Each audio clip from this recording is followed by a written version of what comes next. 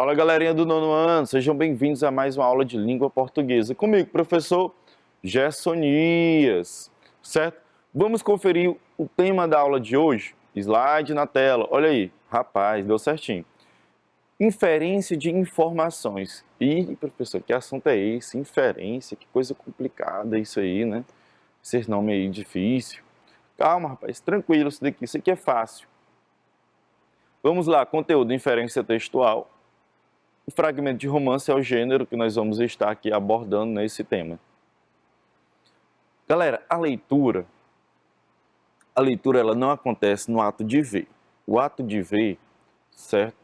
Ali é uma superfície da leitura. O que realmente, onde acontece a leitura verdadeira, que é a compreensão, a interpretação, é na sua mente, é no seu cérebro, é no seu raciocínio.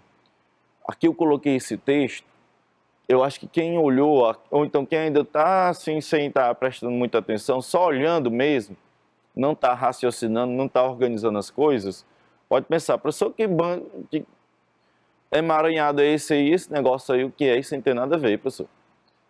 Mas se você olhar direitinho, você vai ver que aí tem algo escrito, né? Tem um texto, certo? E quem organiza esse texto? Professor, como assim, professor? Tem números e letras aí, parece um código, alguma coisa assim do tipo. Parece, mas dá para ler. Por que dá para ler, professor? Porque o seu cérebro é quem organiza as informações. Não é o seu olho apenas. Claro, o ver é importante. Você vê o que está lendo, é a superfície da leitura, né? Você só pode ler nesse sentido, né? Quando vê ou quando percebe, aí outros meios, né, também, tem um braille, por exemplo, né, mas é o que organiza a sua leitura verdadeira, né, como eu já disse, é o seu raciocínio, é a sua mente, é o seu cérebro. Então vamos ver aqui, olha só, vamos começar comigo aqui. Este pequeno texto serve apenas para mostrar como nossa cabeça consegue fazer coisas impressionantes. Repare nisso, no começo estava meio complicado, mas nesta linha sua mente vai decifrando o código quase automaticamente, sem precisar pensar muito, certo? Pode ficar bem orgulhoso disso, sua capacidade merece. Parabéns! Então, gente, como eu estou dizendo para vocês, provando para vocês, a leitura ela não é apenas ver, certo? Ela é processar as informações. E aqui um exemplo bem simples, algo bem simples. E aqui eu vou jogar aqui uma real em vocês. Pode doer, não vão chorar aí não, mas vai doer muito. Tem aluno que só quer responder a questão quando tem lá praticamente uma seta apontando, tá aqui a resposta da primeira questão. Por quê? Ele quer ver a resposta, ele não quer pensar na resposta. É uma real, foi mal, foi muito duro. Palavras duras, já perto do final do ano assim, professor, como é que pode? Natal chegando, cadê o espírito natalino? Calma, rapaz. Tem que ser dito isso, tem que ser dito, tem que ser falado. Por quê? Porque muitos de vocês estão acostumados a olhar somente para a informação explícita, aquela que é vista, certo? Vocês querem as respostas? Eu cansei, estou cansado. Não, brincadeira. Mas eu já ouvi muitas vezes, né, já fui muito cobrado, o aluno está lá fazendo a atividade, ou a prova, ou o simulado, seja lá o que for, aí lá vem ele. Professor, aí eu chego lá perto. O que foi, rapaz? Professor, é porque assim, essa questão aqui não tem no texto, não, é a resposta. Claro que tem no texto, rapaz. Só não está lá explícito no texto, mas é por meio do texto que você vai alcançar a resposta, é porque ele quer ver a resposta no texto. Ele não quer perceber, ele não quer analisar, ele não quer interpretar e compreender a partir do texto. E é isso que a aula de hoje vai tratar, gente. De inferência de informações, certo? São as informações não visuais, aquilo que a gente pode deduzir. Essa é a palavra, eu vou até escrevê-la bem aqui, bem grande. Deduzir, certo? A dedução, gente, olha, vocês que gostam de detetive, vocês gostam de seriado de detetive, essas coisas, certo? CSI, E eu vou só citar só do meu tempo. Sr. Monk, Dexter. Não, Dexter é meio malucão, deixa quieto. Enfim, então vocês que gostam de detetives, gente, Sherlock Holmes, vocês que gostam disso, a leitura, você tem que ser mais ou menos que um detetive, né? Tem que ir ali olhando não só para a pista em si, né? Sherlock Holmes chega numa cena de um crime, todo mundo diz isso, foi um assassinato, porque olha para a evidência mais visual ali no momento. Só que o Sherlock Holmes, ele observa ela, ele vê essa evidência, mas aí ele processa essas informações, né? Até ele chegar realmente na conclusão, ele deduz algo mais profundo. É o que vocês têm que fazer na hora de ler o texto, certo? Deduzir. Isso é inferência textual. Vamos lá, vamos observar. Informação visual. Tudo começa, como eu disse, né, com o que a gente vê, com aquilo que é a superfície da nossa leitura, né? Aquela que é percebida pelos olhos no texto, né? Com os olhos a gente observa isso, né? Então não tem, é como se fosse 1 mais 1 é igual a 2. Não tem segredo. Quando é questão sobre informação explícita, né? É a que está lá no texto, lá mostrada no texto, aparente no texto, não tem como errar, é só ler o texto. Tem aluno que erra ainda. Mas como assim, pessoal? O aluno erra? Erra, rapaz, e erra muito, hein? Mas vamos lá. Informação não visual, aquela que é deduzida a partir do texto. Aí a gente entra nesse tema aqui, inferência, gente. Certo? Inferência. Porque é a partir do texto que você vai deduzir, ok? É como aquela lógica, né? Aquele silogismo que a gente faz, né? Olha, meus alunos vão gostar desse silogismo aqui, quando eu apresento para eles, né? Sócrates é homem, né? Todo homem é mortal. Qual a dedução que eu posso ter? Se Sócrates é homem, todo homem é mortal, logo Sócrates é o quê? Filósofo? Sim, também, né? Mas dentro aqui do silogismo, logo Sócrates é mortal. Dedução, certo? A partir de 2 premissas. Veja que nesse exemplo aqui eu posso fazer algumas deduções. Ou melhor, vamos trazer logo para o nosso assunto, inferência, né? Eu posso fazer algumas inferências, ok? Aqui diz o seguinte, opa, eu estou com uma borracha, já ia apagar o negócio aqui. Agora, Éden ministra aulas somente remotas. Ok? Agora, Éden ministra aulas somente remotas. O que eu posso deduzir a partir daqui, né? Vamos fazer aquele joguinho, né? 2 verdades e 1 mentira? Olha aí. Eu posso deduzir primeiro. Éden é professor. Você vai confirmar aí, né? Éden é professor. Aqui, por enquanto, eu estou perguntando para você. Eu posso deduzir isso a partir dessa frase? Se eu estou dizendo, agora, Éden ministra aulas somente remotas. Posso deduzir que Éden é professor? Você vai dizer isso é verdade ou não. 2. Éden antes ministrava aulas presenciais? Será se antes ele ministrava aulas presenciais, né, dentro da sala de aula com o aluno? E aí você vai dizer se é verdade ou não. 3. Éden antes não ministrava aulas remotamente. E aí você vai dizer, né? Éden só passou a dar aula remotamente, né? Agora, né? A partir da pandemia, né? Você vai dizer isso, certo? É com vocês, ok? Vou dar até uns 30 segundos, você vai dizer qual é a mentira aí. Tem 2 verdades e 1 mentira. Valendo, 30 segundos.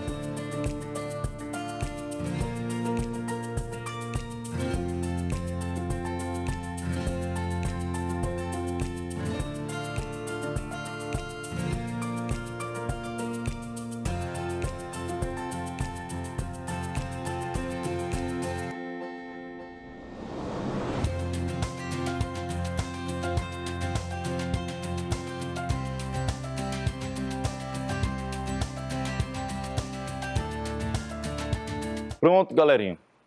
Tempo esgotado. Vamos lá. Será se tem algum Sherlock Holmes aí do outro lado da tela que conseguiu descobrir qual é a mentira? Galera, você não... Ah, pessoal, eu nem conheço esse Éden aí, quem é ele? Como é que eu vou saber essas coisas da vida dele, pessoal? Eu tenho que saber da vida dele mesmo. Como é que pode? Você traz aí?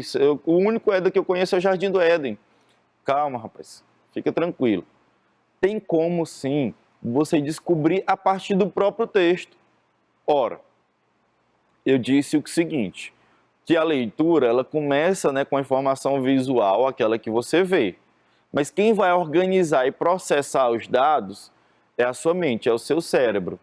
Então você tem que partir disso, né? Você tem que partir do que você está vendo também.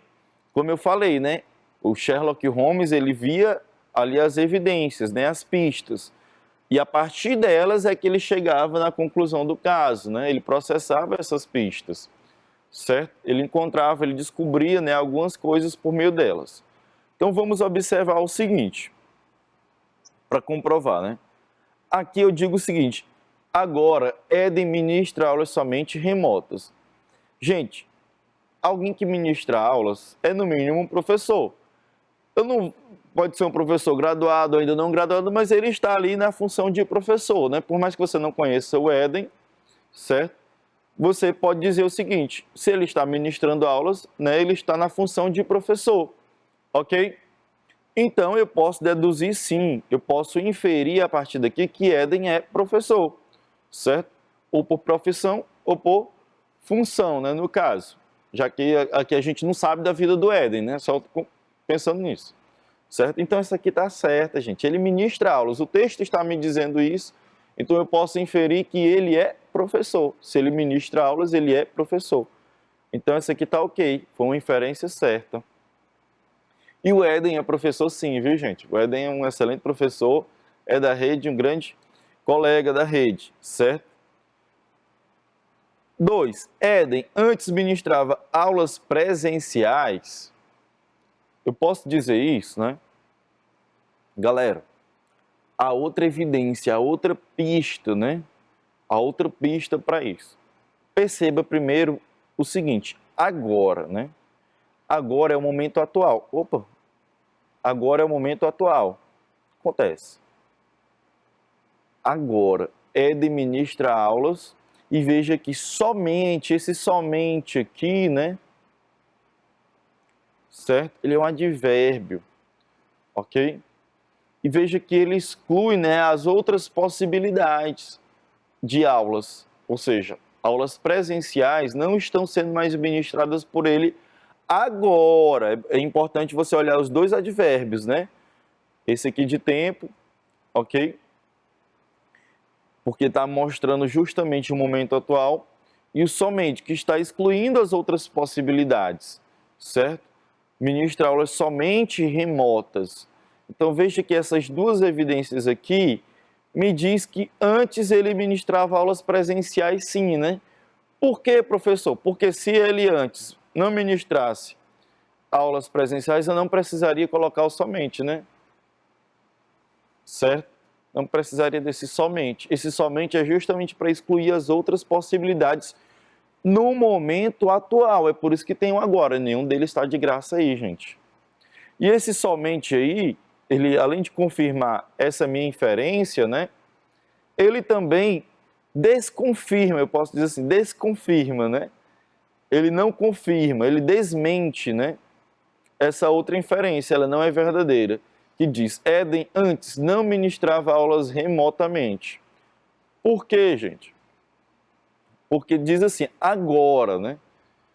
Éden ministra aulas somente remotas, ou seja, antes ele ministrava aulas presenciais e remotas, agora somente remotas, né? Se ele não ministrasse antes as remotas também, eu não precisaria do somente. Então veja que essa daqui é a inferência que não é a verdadeira, certo? É a mentira. E aí, você conseguiu descobrir qual era a mentira? Rapaz, fala sério, hein? Consegui, eu tenho certeza que vocês são bons alunos, né? São todos alunos de excelentes professores da rede. Vamos seguir, vamos praticar. Leitura aqui, né? Fragmento de romance, gente, é o gênero escolhido. A gente vai utilizar esses gêneros, né, a partir deles, para extrair as questões. aqui tem um trecho, né? Um trecho do fragmento tem um fragmento de romance, né? De O Pequeno Príncipe, Antoine de Saint-Exupéry, né? Não vou aqui entrar muito na pronúncia afrancesada, né? Diz o seguinte: e vivi, portanto, só, sem amigo com quem pudesse realmente conversar, até o dia, cerca de 6 anos atrás, em que tive uma pane no deserto do Saara. Alguma coisa se quebrara no motor. E como não tinha comigo mecânico ou passageiro, preparei-me para empreender sozinho o difícil conserto. Era para mim questão de vida ou de morte.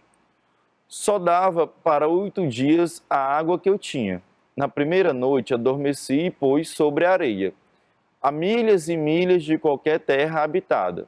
Estava mais isolado que o náufrago numa tábua, perdido no meio do mar. Imaginem então a minha surpresa quando, ao despertar do dia, uma vozinha estranha me acordou.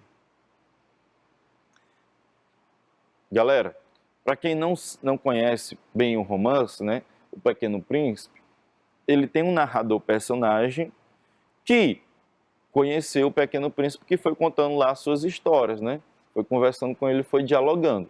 Aqui é esse narrador personagem, né? Que é meio que também uma incorporação do próprio autor, certo? É meio que uma personificação do próprio autor do livro, né? Contando de quando conheceu o Pequeno Príncipe e resolveu escrever sobre o Pequeno Príncipe, né? E aí gerou-se o livro, certo? E ele está contando uma experiência dele aqui, né? Contando do dia que ele conheceu o Pequeno Príncipe, certo? Aqui já estou colocando, enquadrando vocês nisso. Essa vozinha, né, que acordou ele, onde ele estava perdido, né, era justamente o Pequeno Príncipe, certo? Então vamos aqui para a questão, vamos observar o que a questão quer. Eu não vou falar muito lá sobre o texto, senão eu vou terminar entregando a questão logo. Então vamos primeiro ver o que a questão quer, depois a gente volta para o texto. A respeito do fragmento lido, deduz-se que o personagem sofreu um grave acidente, estava perdido no meio do mar, foi se aventurar no deserto do Saara, teve problemas com seu meio de transporte. E aí? Aqui, gente, é como aquela brincadeira que a gente acabou de fazer. Só que no lugar de duas, né, verdades, a gente só tem uma. Aqui é o contrário. É uma verdade e 3 mentiras, certo? 3 alternativas aqui, elas não podem corresponder com o texto. Ah, professor, mas eu posso deduzir isso. Pode, mas às vezes a gente força, a gente extrapola também, né? Não é bom extrapolar, muito cuidado, certo? Para você não ir muito além, né? Pensar o que nem está dito no texto, mas o que o texto também não lhe permite pensar. Muitos alunos também vacilam nisso, né? Tem aquele aluno assim, que é muito criativo, né? Imagina demais, né? Vai lá longe do texto. E aí, muito cuidado, certo? Vamos entender que eu vou começar da verdadeira, certo? E já vou dizer para vocês, já revelar aqui qual é o gabarito da verdadeira. É a letra D, gente. Por que a letra D? Teve problemas com o seu meio de transporte. Vamos observar e eu já vou falando das outras também, né? A letra A diz que ele sofreu um grave acidente, a letra B diz que ele estava perdido no meio do mar e a letra C foi se aventurar no deserto do Saara. Então vamos observar. Veja só por que a letra D, né? Ele teve algum problema com o meio de transporte dele, né? Ele começa dizendo que vivia só, certo? Até esse episódio aqui, que ele teve uma pane, né? Pane é algum problema em circuito, certo? Algum problema elétrico em algum circuito. Ou seja, leva a entender, né, que é algum aparelho, né? Alguma coisa do tipo. Ainda não sei o que é. E geralmente, pane é para avião. Quem conhece o romance já vai dizer, professor, já sei até o que é o meio de transporte. Aqui no texto ele não fala do meio de transporte dele. Não tem dizendo aí se ele estava de carro, se ele estava de avião, se ele estava de barco. Não tem dito aí isso no texto.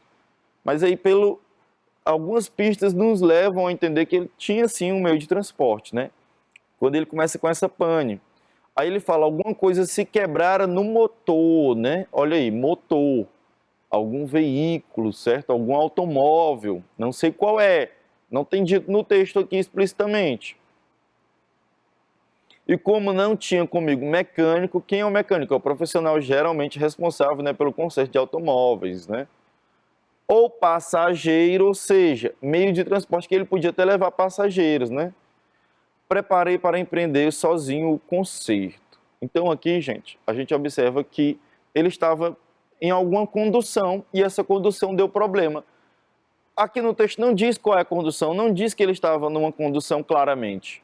Visualmente não está, se aquela velha questão que ela não dizia, professor, não está no texto aqui que ele tinha meio de transporte. Não está explicitamente, né? Mas algumas pistas nos levam a entender que ele estava assim numa condução e que aí perdeu a sua condução, né? Ela teve problema, ok? O local no deserto do Saara, gente, aqui a gente elimina, aqui ele foi se aventurar no deserto do Saara. Por quê? Porque o problema aconteceu no meio do deserto, ou seja, não era o seu objetivo chegar ali no deserto. Ele estava passando pelo deserto, né? E eu já vou revelar para vocês, ele estava no avião, ok? Como ele estava sobrevoando, ele caiu ali, né? Teve a infelicidade de um problema mecânico, né, acontecer ali no meio do deserto, e foi onde ele fez um pouso forçado, certo? Ali ele terminou pousando forçadamente por conta desse problema mecânico que ocorreu com o seu avião. Então, o deserto do Saara não era o seu objetivo, não era o lugar onde ele foi buscar aventuras, né? De forma alguma. Então, por isso aquela alternativa foi embora, certo? A outra diz que ele estava no meio do mar, né? Não, aqui ele só faz uma comparação, que ele estava mais isolado que o náufrago, né? Numa tábua. Ele lembra-se, né? Ele faz uma referência a um náufrago que geralmente se perde no meio do mar. Ele estava no deserto, não tinha nenhum mar por perto dele, ok? Então já vai embora aquela outra. E qual é a outra também? Sofreu um grave acidente. Professor, o avião dele parou de funcionar. Professor, como é que não é um grave acidente? Gente, o acidente, a gente pode até confirmar que é um acidente, certo? Mas a gente chama um acidente de grave, né, quando há consequências muito trágicas, muito ruins. Não foi o que aconteceu com ele, certo? Não é o que aparentemente acontece com ele. Veja que ele até ali observa que vai, né, agora buscar o conserto, né, do próprio avião. E o problema dele agora era questão de vida ou morte nesses dias no deserto. Beleza? Então, por isso, gabarito é a letra D. Vamos para o próximo? Esse aqui já é um pouco mais complicado, esse texto, viu? Tem uma linguagem mais antiga, mais rebuscada. É um fragmento, né, do romance Iracema, de José de Alencar. E aqui, gente, simplesmente é o dia que Iracema conheceu o amor da vida dela. E veja só o que ela fez com ele. Vamos lá. Rumor suspeito quebra a doce harmonia da sesta. Ergue a virgem os olhos, que o sol não deslumbra. Sua vista perturba-se diante dela e todo a contemplá-la está um guerreiro estranho. Se é guerreiro e não algum mau espírito da floresta. Tem nas faces o branco das areias que bordam o mar, nos olhos o azul triste das águas profundas. Ignotas armas e tecidos ignotos cobrem-lhe o corpo. Foi rápido como olhar o gesto de Iracema. A flecha, embebida no arco, partiu. Gotas de sangue borbulham na face do desconhecido. De primeiro ímpeto, a mão lesta caiu sobre a cruz da espada, mas logo sorriu. Galera, eu disse que é um texto mais complicado por conta da linguagem. E assim o nível da questão também fica maior, fica mais complicado, certo? Simplesmente só por causa do texto.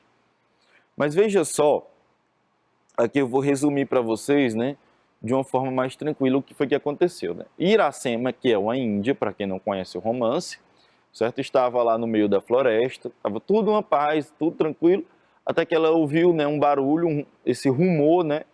E quando ela observa, vê que havia um guerreiro, né? Um guerreiro ali observando, vendo. E esse guerreiro, claramente, né, ele é um europeu. Aqui ele faz comparações, né? O rosto é branco, né, como as areias que bordam o mar, ou seja, ele é um homem de pele branca. O olho é azul, né? Triste das águas profundas, olhos azuis, né? Típico, né, do homem europeu. E ali a Índia, né, Iracema, uma nativa brasileira, conhecendo o europeu, né? Que é um Martin, um personagem chamado Martin, né? E mostra o que foi que ela fez com ele, né? O que foi que ela fez com ele. Rapidamente, assim como ela, quando ela olhou e avistou ele, percebeu ele, que era um guerreiro, viu, ela foi tão rápida, né? Tanto como olhar, ela pegou logo sua flecha e acertou ele. Deu uma flechada no rapaz, certo? Olha aí, que maneira interessante, né, de começar uma amizade, um relacionamento, né? Dar uma flechada na pessoa. Enfim, foi isso que aconteceu. E aqui nós vamos à pergunta. Não vou falar mais, senão a gente vai terminar entrando talvez no que a pergunta quer. No trecho, a mão lesta caiu sobre a cruz da espada, né? Infere-se que o guerreiro, letra A, pensou em travar uma luta, segurava um artefato religioso, ficou enfraquecido com a flechada, foi alvejado por uma espada em seu peito, né?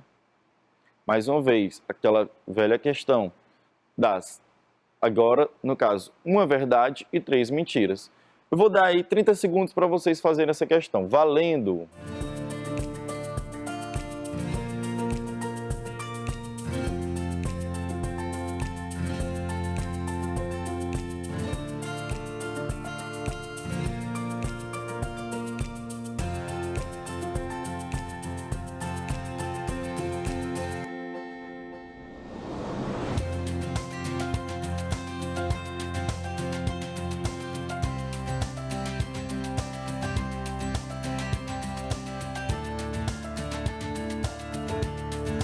Pronto, galerinha?